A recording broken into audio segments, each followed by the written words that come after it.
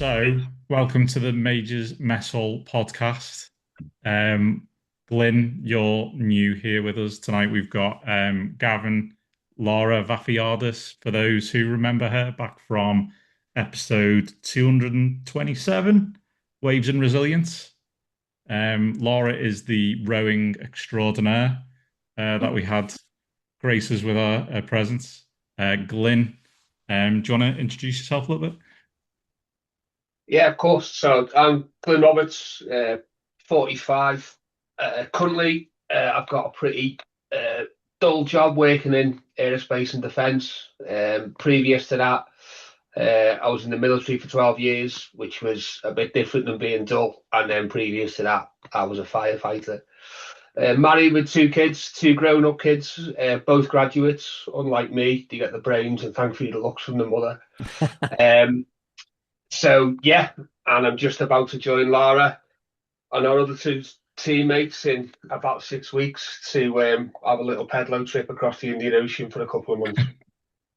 Pedalo. Is it pedal powered this one, is it, or is it still hand rowing? No, it's a fully certified ocean row. So like what Lara did before on her own, but it's a crew of four with two rowing stations. So all the propulsion comes from the rowing. That's it. Wow, The, that's the amazing. boat this Just to time put it round out, looks a little. like he's Sorry, go on, the Laura. like his ability to row on like a rowing machine is one of his main. Yeah, it has many other wonderful qualities, but he is basically going to be the engine of our little rowing team. If in The doubt, we pressure's just on there, Glenn. yeah. Well, yeah. So my little pedalo thing is aimed at the fact that I've never done anything like this before in my life, and I'm pretty sure, as Lara knows, sitting on an ergo or a concept two for a bit and pulling some good numbers is a bit different than getting thrown about in three directions at once whilst living off boiled food for a couple of months and trying to go in a straight line. So I'm the absolute novice of the group. The other three have done it before. Lara's done it on her own, which is another level of insanity. Um, so I've got loads to learn, but yeah, I'm going on my kind of um, physical ability is kind of my main compliment to the team. It's definitely not brains. I'm sure we'll find a couple of others along the way. Like, So back up a second, right? Okay. For our listeners who may or may not remember Laura, Laura rode the what was it? The ocean that you rode? The Atlantic. The Atlantic, and it took you what, 99 days to row it solo? It took me 98 days, 22 hours, and 22 minutes. All right, we'll give you the change there, I think. But absolutely incredible stuff. What is it you're doing next? And there's a team of four of you, right? Team of four. So we have Glyn, who's obviously our resident machine engine. And then we have Susanna, who is our second lady, who rode. She's done two ocean rows, and then we have Billy Taylor, who is like a. I can only describe him as like an ocean rowing myth. He has crossed many oceans. He is a man of incredibly sweaty nature, so I'm looking forward to that. He will just sweat everywhere. We're taking on the Indian Ocean, so this will be rowing 5,500 miles from Australia to Africa, specifically Exmouth in northern West Australia to Mombasa in Kenya. This has only really it's been done once by a team of four men. So that was last year. We will be the first mixed team ever to do the constant to constant row. And then myself and Susanna will be the first women ever in history to do the constant to constant row. So it's all in, it's called brainwaves. The brainwaves challenge in essence is like a brainchild of Billy Taylor. He's been trying to do this for 6 years. The reason being, they had the plan in 2019 to do two oceans in 1 year, but he did the first one in 2020 while they were rowing across the Atlantic. COVID hit, so they basically arrived in Antigua, and it was like complete and utter lockdown. The boat Wow. shipped over to Australia. and it was all they thought they were going to have this plan, and it all kind of went to pot. So this is new team and same challenge with Billy kind of on the helm being our skipper. But it's And Glyn exciting. is the engine. Yeah. Yeah. I And don't where are Hope the you don't have sore hands, Mancini Glyn. potentially, but that's to be confirmed. So, um, this latest adventure, why are you doing this particular row? What about it? Is it that made you guys choose it other than Billy? Sort of leading So that. we've all got a kind of different story how we ended up on this particular crew. So mine is I've been looking to do an ocean road for the past couple of years. I was fortunate enough to meet a chap called Julian Evans, and he'd be well worth having on this as well. He's a phenomenal individual, world class mountaineer, explorer, guide, serious adventurist, marathon de Sable twice. Highest summit on every continent, qualified North South Pole guide. And I met him on a charity bike ride to Paris, and dead human. And he just mentioned he was doing looking to row the Atlantic, and would I be interested at the end of it? And I said, nah, mate, sounds like a mug's game now. But then he sent me all the stuff, and I read it on the train home, and then I messaged him, and then for whatever reason, it didn't work out. And then I got speaking to Billy. Billy also runs a yearly event called the Atlantic Dash, which is across the Atlantic from Lanzarote to Antigua. Got chatting to Billy.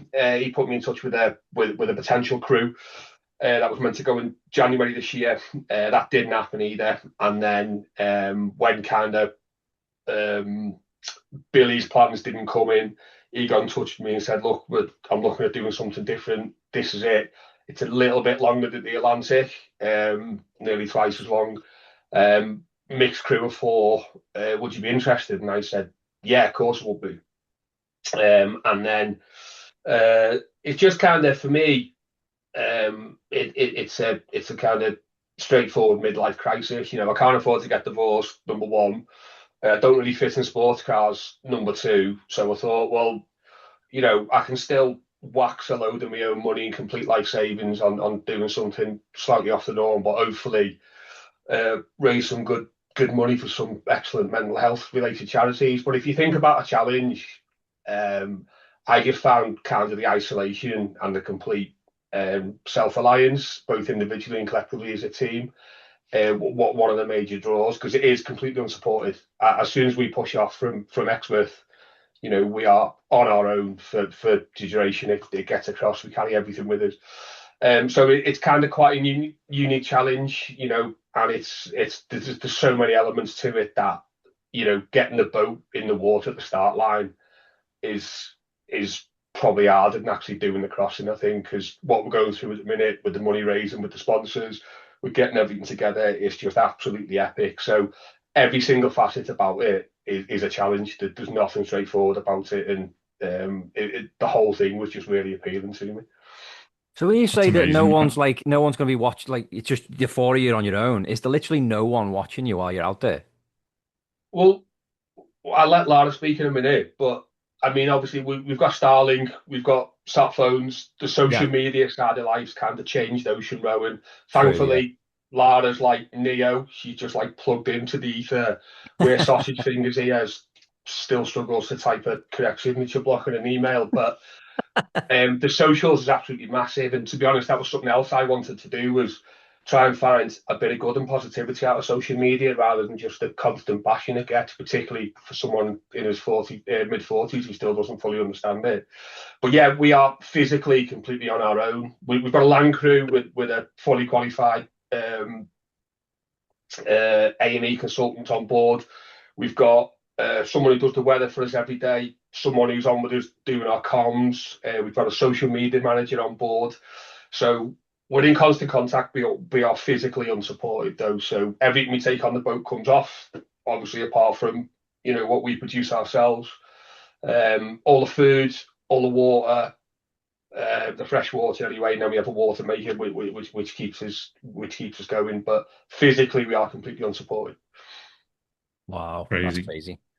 And Amazing. in terms of like the the financial challenge that you face this time? I mean, like Laura, you went over the in brief the kit list and the boat and everything last time, and it was nuts. Do you know what I mean? Like the amount of stuff that you mentioned. Like what is it like this time? Like what is the sort of number that you're looking at? How can people like find you and help out with this?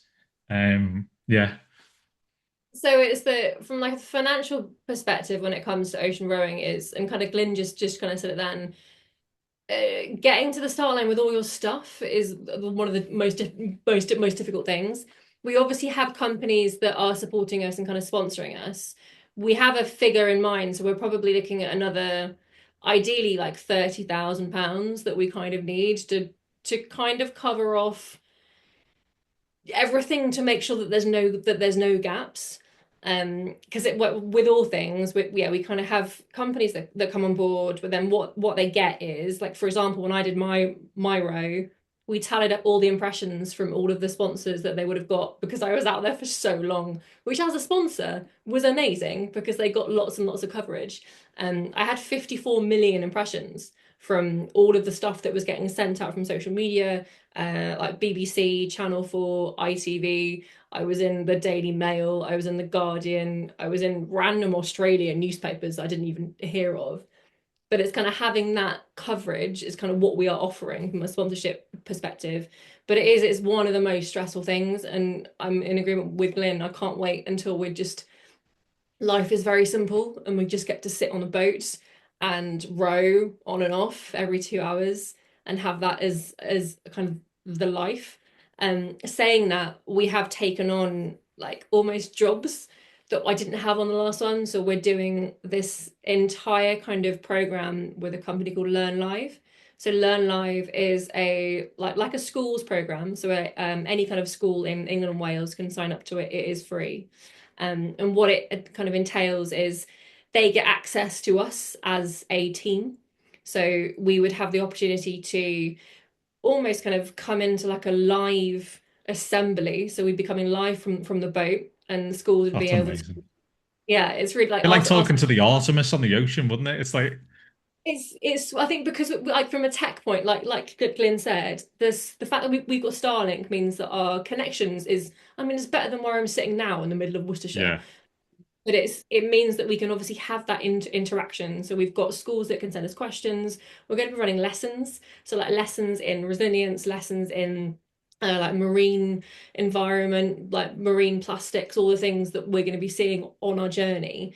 And it means that they kind of have that, like for the end of school term where we're going to be rowing, they get involved with it. And it's just another kind of aspect that I think is quite exciting for us. We have given ourselves homework, so it's not just So rowing, it's the, teaching. the other good thing here is Susanna, the other girl, is a PhD level environmentalist. She's just come back from like a Wow. month in Peru tickling spiders' eggs or something. I don't know what she was doing, but it looked amazing. She is absolutely all over this, and the thoughts and ideas like she's got of what we can do is absolutely phenomenal. We're all quite imaginative, but even over 90 days, I don't think we're going to run out of subjects for the kids at all. It's one of the things I'm really looking forward to actually getting done, because no one's really done it that in depth and that for that consistency throughout a row before as well. And then the other thing you mentioned, we have got a website, so we kind of inherited one. That's Billy's page. It's monkeyfistadventures.com. Now, some browsers might not like that, you know what I mean? Like my work one doesn't. But is that, honestly, it's that monkey absolutely fish or fine. monkey fist? Monkey Fist. So Okay. Monkey Fist is actually a traditional sailor knot. It's the big ball of rope that you'd see on a thing. And Billy's got quite an acute sense of humour, so he tries to make light of most things. So when exactly what you just said there, people go monkey fist, and you can just see what's going through their head when you say it. But genuinely, it's there. Everything's on there, and I must say, Lara, I'm going to give a shout out to the website Wanker, which is my brother, who's done loads of fettling with it, and he keeps up to date with us at this time. So a big shout out to Andy Roberts of Formby Surveys. But yeah, the website's there, and it's got the links to our GoFundMe, which is on. It's got all the details, it's got our bios on, it's got all the projects we're doing on the boat, like Lara's alluded to. And really importantly, it's got the links to the two charities on there as well, with a bit about the boat and the row as well. So it's well worth a look. Okay, so that was Monkey Fist Adventures. Is that .com? Yeah, it is. Yeah, there we go, guys. Get over there. Go and support them. Get them at the start line so they can get on that boat and start watching Netflix on Starlink. Yeah. It sounds like you got an amazing support team as well. Like there's a a It lot of people does. helping you guys out, and it's quite amazing, really. Everyone's coming together for it for a good cause. I think it's generally one of those things. As much as I think I remember saying this on my solo row, as much as I was alone, and we are alone, the four of us, the amount of people it actually takes to kind of put something like this together is it's not just a village, it's like an entire city. And I think we've got even just kind of companies that have obviously given us kit and given us products, giving us stuff free, just helping us out is oh my God, it's so crucial for us to kind of get this kind of project off, not off the ground, but in the water, I guess. So it's amazing and it's crucial, and we could not do it without everyone that helps us and does everything for us. Yeah, and hopefully they get a lot of coverage in return for that. They Yeah, really do. I think You, so. you And were again, everywhere for the first row, so Yeah. yeah, and I think, as I said, we've kind of inherited a plan from what Billy set up through the original Brainwaves. So we've got quite a lot going on in Australia when we get there. Like the boat's already in Perth, and that's something else unique about this as well. There's only Billy who's seen the boat. The rest of us haven't, because it's been out in Perth since the last one stopped. So we've got a really packed schedule when we even get out there. We've still got work to do on the boat. We've got to move it, and then we've got to get it seaworthy and everything like that. But we've got stuff lined up like the equivalent to the BBC. I think it's Channel 7 in Australia. When we get out there, there's kind of a media plan for there. And then when we get to Mombasa in Kenya, apparently not much happens in Kenya or Mombasa. But we're getting hosted by the British High Commission. So we've got quite a high profile of events and reception when we get there, and there's a bit of an outreach plan as well planned for stuff to do around there. We're probably going to have about a week or 10 days, hopefully, if we get across in time to finish. So you're right, yeah.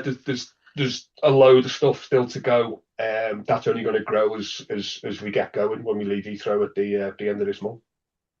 that's incredible. End of this month. So when is it exactly you leave? 30th-ish of May.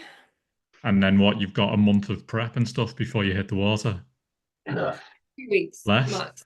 Wow. Yeah. It'll be Wow. we'll get there Incredible. 1st of June or something, and then really we need to be out and gone by 14th, 15th latest. Latest, yeah. So depending. Not long at all. Lara's, sorry, not Lara. Susanna's was kind of fixed around the 30th, because that's when Susanna's finishing her current work, and we really want to go out together and kind of start from the point of stepping off rather than arriving dribs and drabs. I mean, it wouldn't make a difference, but it's just what we want to do, and then as we say, it'll just be a mad rush down to get everything done. Got a couple of days in Perth. I'm actually meeting my lad. He's on his 6 months, his second 6 months of travelling, so he's coming over from New Zealand to Perth to see us there for a couple of days, and then got a bit of work to do on the boat, get out of storage, and then drive it up north, and then get it seaworthy. So it's going to be a real hectic, couple of weeks, and we've all got lives to get back to as well. I'm on a 4-month career break. I've got to get back to work by the 21st of September. We've all got commitments to do when we get back, so we can't just hang around with our thumbs up our arse. We've got to get up, get the boat sorted. Is that a date? I didn't know that. 21st of September, is that an official date? Yeah, that's when my career break ends. I mean, I can add, thankfully, because the SATCOM, I can speak to work, but I can add leave on if I need to. But yeah, 21st of September is. I mean, let's be honest. Sorry, I'm in the middle of crossing crossing the ocean in a boat. I can't make it in today, boss. Like that. I think that's a pretty valid excuse, isn't it? Aren't you targeting I think so. 2 world records or something as well in this process? What are the records you're targeting? or is it bad So luck to say?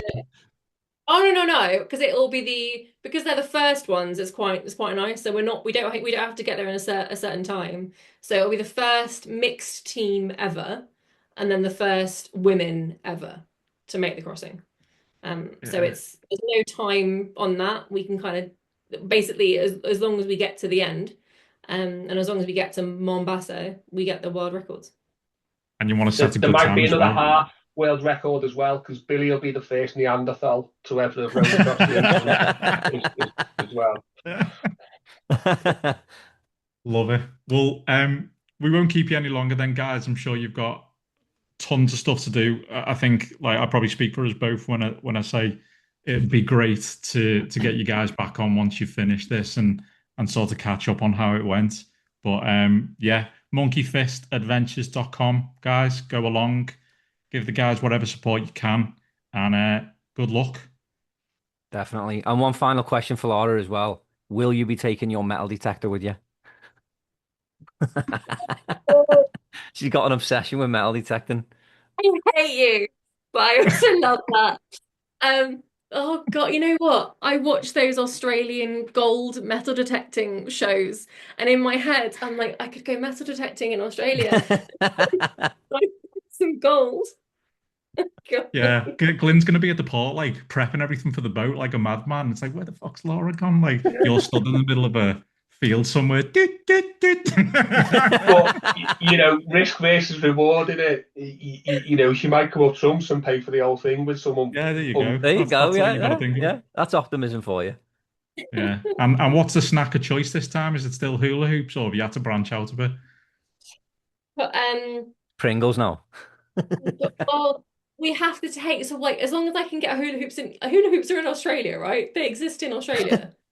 I Don't can know. get a hula I Can do your it? due diligence Anyone there. know this?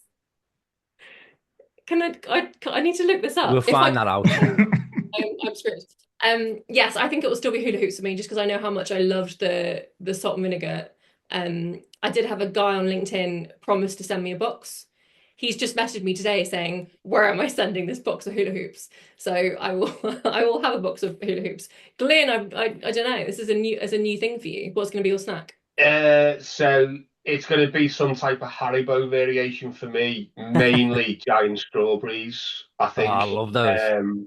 Yeah, or on the sweet side. I know everyone goes mental about Percy Pigs from Marks and Spencer's, but they're so overrated when you've got the choice of Colin the Caterpillar. So it might be a Yes, few bags of them. yes, And Glyn. then, yes, I'm so exactly. excited. I'm pleased. And the better for sharing as well, because you can tear them in half. It means a bit more. Um, and then savoury wise, I think I'll go with Lara on the anything salt and vinegar flavoured really. Yeah. Again, M&S, those potato twirls. I know that's Oh, quite I niche. love those. Yeah. Yeah, exactly. So, but anything else, salt and vinegar would do for me on the savoury side, definitely. You think you've had enough of salt on the ocean, like, but you do you. Awesome, guys. All right. Well, thanks Yeah. It's very been much for lovely joining talking to us, you. and yeah, best of luck. Thank you. Thank you very much. We'll have to Cheers, talk to you and again yeah, when you get back as well.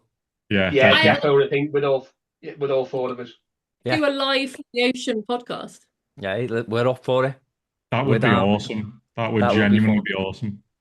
We could do Yeah, we'll that. do that. That could be a Mankini day, Lara. Defos. We'll do And that. you Yeah. Would you Oh, potato don't. twirls? Gav will be all over that. There'll be shorts of that coming out the wazoo. Like, I made one fraudulent slip recently, talking about, like, on a mental health interview, and that was it. Then it just become the face of the Spunk Lube sponsorship, didn't it? Yeah. I I've couldn't help seen is this myself. thing on your Instagram? Yeah.